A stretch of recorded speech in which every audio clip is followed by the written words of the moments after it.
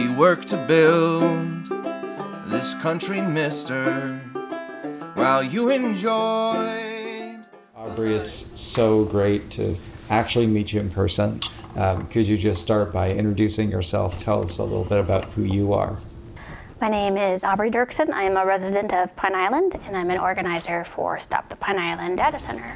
How far away is this site from where we are right now?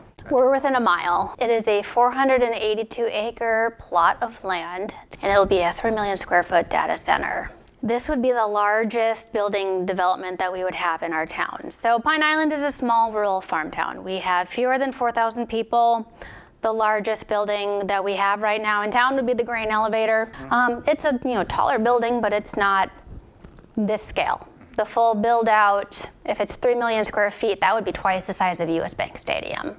So you've called yourself an accidental activist. What was the moment that you realized that this data center wasn't just another local development? So in September when we found out about this, I found out from my neighbor down the street, she messaged me on Facebook. We had this idea in our head that we could show up at City Hall, speak up and say, hey, we have some concerns about this, slow down, and that we would be heard, and we were so wrong.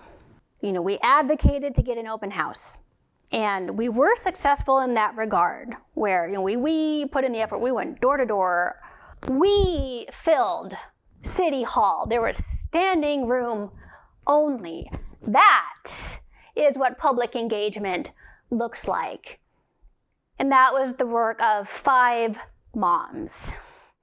I knew enough at the time to know we needed to get a data request in. I requested everything in the kitchen sink basically over a 2-year time frame. We didn't know what we were up against and all the secrecy.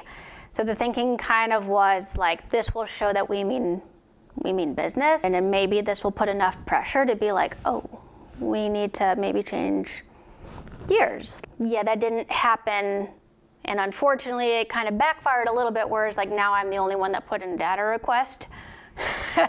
And it's a lot of information. It took time, and it's a lot of information now that it's on me to review. It probably would have been better to actually strategize and have multiple people kind of requesting specific things in shorter time periods to maybe get information quicker, and strategizing more what are you going to request from a state agency versus your city. What has organizing against this proposal revealed about how big tech companies like Google are allowed to operate in Minnesota communities? We have been learning more information about this project from news releases than we have from the environmental review. That's been a huge red flag. That's not how the system is supposed to work, or the process is supposed to work. We have not gotten the environmental review in the way that it's supposed to have been done. We're bringing all of our concerns to City Hall every meeting this entire time.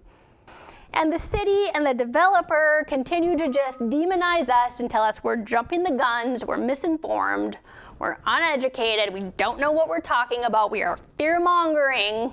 And in the background, they're all taking direction from Google the entire time. And then they wonder why we don't trust them. And they wonder why we're frustrated. Your city doesn't have your back. Google sure as hell doesn't have our back. The state hasn't had our back in the way that they needed to. These proposals in general, they're coming in hard and fast. It's not just one. They get their foot in the door, you have an infestation. And if you don't act now and put in those proper guardrails and those safeguards, it's going to be too late. Starve and freeze. So I don't want your millions, mister. I don't want